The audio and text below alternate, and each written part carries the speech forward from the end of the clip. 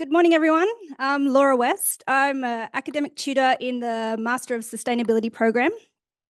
This is in the School of Physics, which has always been very strange to me, but that's because the head of the school is a physician. So not only are we trying to get these students ready to move into the workforce, into an industry which is very new and upcoming, we're also trying to show them that sustainability requires research in order to fast track it. So we're teaching students in a 6-month turnaround time how to do research. So as mentioned already today, we have students coming in from, they've completed their undergrad, perhaps they're coming straight through to the master program. We have people also coming from the workforce. So we're dealing with a lot of different skill sets, and we're trying to help them get into the next step. So I just wanted to talk a little bit quickly about the Master of Sustainability in case you weren't aware of it. The students connect with an industry partner, and they connect and they work together on a research question. And so it's very important for these students to be able to work with different stakeholders, different outcomes. So we're trying to work alongside these students to make sure that they're ready for this not just assignments, not just tutorials, but they need to be able to speak to people. 85% of these students are international students. So we're trying to really give them the confidence to be able to do this and do it well.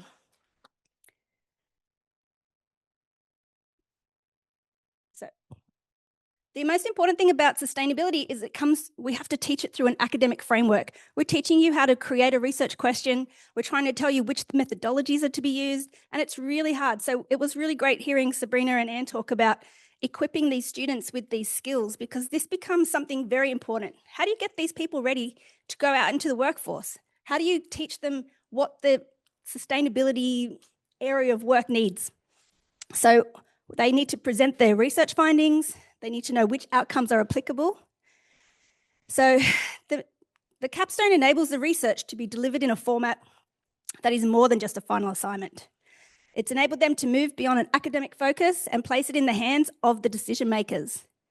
So when I first started in this teaching this class 2 years ago, it was very hard to help the students understand where this information is going to sit.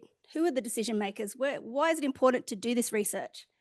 And over the last 2 years, we've started working with different councils. So this last semester, we were partnered with Campbelltown Council. The council created the research questions, and 5 students, had to work with the sustainability and resilience manager there.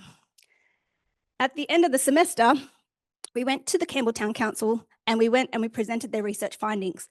The students were responsible for creating the presentation, organising the workshops, and also following up with the action items, so that their knowledge that they were acquiring throughout the semester, once they submitted their assignment, most people submit your assignment and then you clock off. But for our students, we really want them to know that this knowledge is so valuable. It means something. Next semester, students could build on it, but also the council are going to use this information. So it was really supporting both sides, both stakeholders. And I found when I spoke to the students afterwards, some of their reflections were that, let me read them quickly. I'll quote correctly. So they were empowered to use the workshop in their portfolio. One of the students, when applying for a graduate internship, used the experience and recognition as a valuable skill. 2 of the students were international, so with English as their second language. They reflected on how these opportunities forced them to build their confidence and mature in their ability to speak to an audience. They felt nurtured and trusted with the responsibility of presenting to an important audience, and have since been compelled to consider further academic pathways. Speaking to them both this week, they've both been successful in gaining internship roles, and these are in decarbonisation and climate change industries. So it's fantastic, because obviously this is making a difference, that they're actually face-to-face with the decision makers. So a key takeaway, one of the students noted for them, was that after they identified the high-risk areas, it raised important questions about how to better understand and assess the vulnerability of residents. So they hadn't even considered the residents. They were very much involved in built assets and environmental side of things, but the workshop discussion made them very interested in how it could extend the project. They looked at community vulnerability and inequality. So what I'm interested in looking at now is how do we teach sustainability and move the students from just observing sustainability as a very radical idea to transforming it for their comprehension. So we've gone from teaching or instructing a class, this is my knowledge, I want to pass it over to you. We now want to engage in discussions, ask what the key topics are, perhaps, especially with international students, the key topics in their own home countries are very different to Australia. So what can we learn from them as well as what can we support them with? We go from, teaching the classes differently, and this means that we need to be able to manage and teach complex system thinking. And it's a really complex way to teach students how to think, not just black and white, but we have to think of many different stakeholders, many different points of views. And in the literature, we find that to transform, we require systems thinking for understanding the conditions that generate and propagate sustainability challenges. As we continuously develop and evolve our systems thinking in the fields of policy and management, we've seen policies across the world evolving from the narrow sectoral kind of little coordinated roles into becoming a bit more integrated decision-making. We're all very aware of the SDG goals now, but how do we then move it above that to address real sustainability challenges? To evolve from our systems thinking from radical to transformational, students and industry choose to partner with the university. We have a real opportunity here to bring regional areas or small councils or even just industry partners, bring them and expose them to the greatest minds. We've got so much innovation, we've got intelligence, we've got the opportunity to work with them. But both ways, we need to also understand what's happening on the ground, what do they need help with? And in return, the industry guides this research into action. It helps to break down the intricacies of the data and the knowledge that the students are learning and apply it to real-world situations. But this requires participation and engagement. It needs to connect into change technologies, so the AIs, the social practices, business models, regulations, and societal norms. So we not only need to teach it, but we need to bring others along in the journey. So I think the key to sustainability is knowing that it's not just a particular siloed person or place or industry. We need multiple minds, multiple engagement. And so the key to this now is transdisciplinary. So I won't go into this because I don't have a lot of time, but it's very interesting for me to understand the 3 different forms of working together. But the key takeaway from this that I found that Steiner and Posch state is it's not possible to effectively research or teach sustainable development of society without interacting with society. So we can't sit behind our little desks anymore within the comfortable world of the university without going out and getting our hands dirty, Pauline. Eating the dirt, touching the dirt, whatever you want to do. And I found it really interesting what you said, Anne. I think it would be so valuable, even in the master's program, to teach these guys what employers are looking for. It might be different again in a sustainability context because it's so broad and it's so complicated to try and support them along that journey. And international students on top of that, it's hard to support them and nurture them, but I would love to talk to you about it. And then finally, we just, in the Master of Sustainability in the previous semesters, we've had industry partners come and present as well, and the numbers dropped off as well. So I was quite interested to see that happens to you.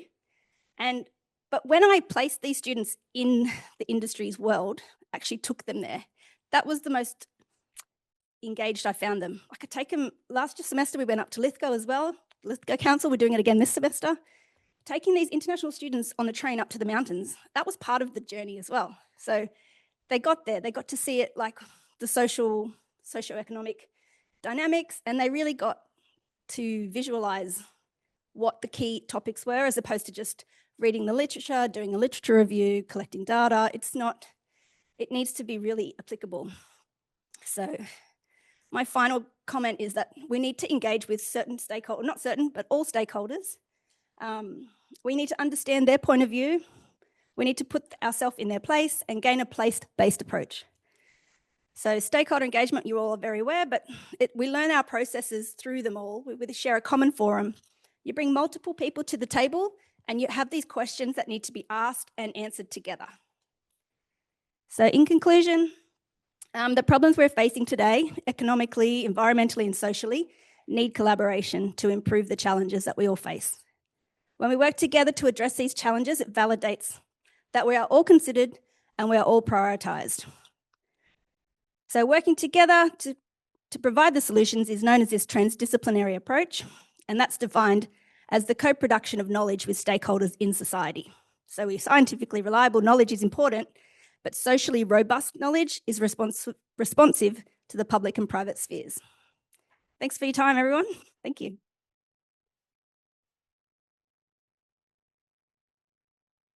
I did it really quickly. You did, Laura. Information. Thank you very much, Laura. Is there a question for Laura? We have a couple of moments. Anne, you need to take a microphone, but one is coming towards you. Laura, you need. Thank you. Good presentation. I was just wondering, you said that the 2 international students got internships. Mm-hmm. Were they paid? One is paid. I'm not sure about the other one. She didn't specify, but I was a reference for one of them as well. So I felt like that was quite, I don't know, like humbling as well. Yeah. See, that's the thing. They're very much left to their own devices once they've finished that final assignment, we do a reflective learning journal and then they're gone. So I don't know if it's allowed but I do reach out to them afterwards and just ask what they're doing and check in, like, do they need any support? Like, just because I think a lot of the knowledge is just so valuable. I don't want to lose that knowledge either. So I feel like that is an asset of the university. We've helped to nurture that. We can't just let it go. We have to, how do you hold on to that? So yeah, like, how do you do it? So yeah. Anyone else? I get a lot from the casual academic training as well, like the reflective learning. I also try to get the students to do that.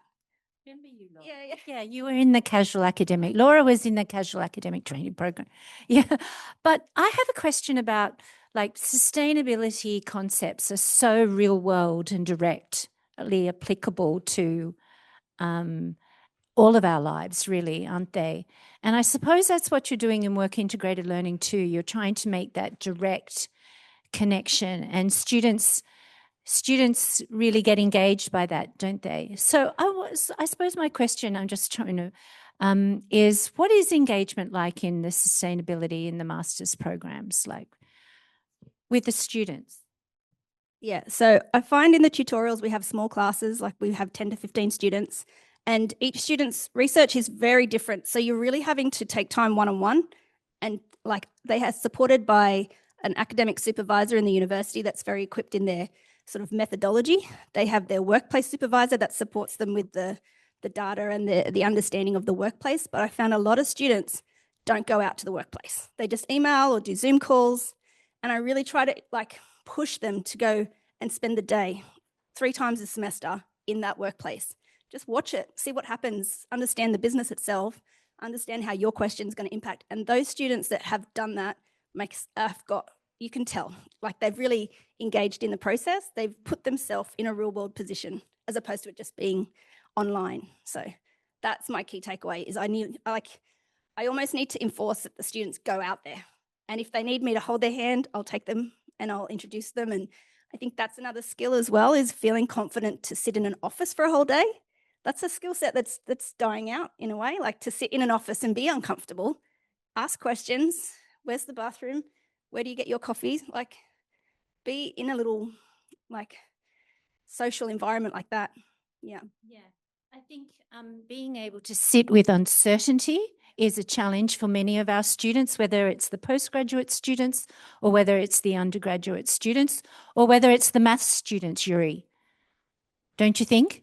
I mean, they sit with difficulty, don't they, as they're trying to work out what they're doing or what the resolution of the problem is. I don't think students like that, and neither do we, do we? No, neither do we. We share that in common. But could you join me in thanking Laura? I'm just struck by what excellent demonstrators, PhD students, casual academics, which I've tried to rename the program away from casual. Like, I don't like the word casual in front of academics. It kind of means they might be relaxed, and that's a bad thing, I'm sure.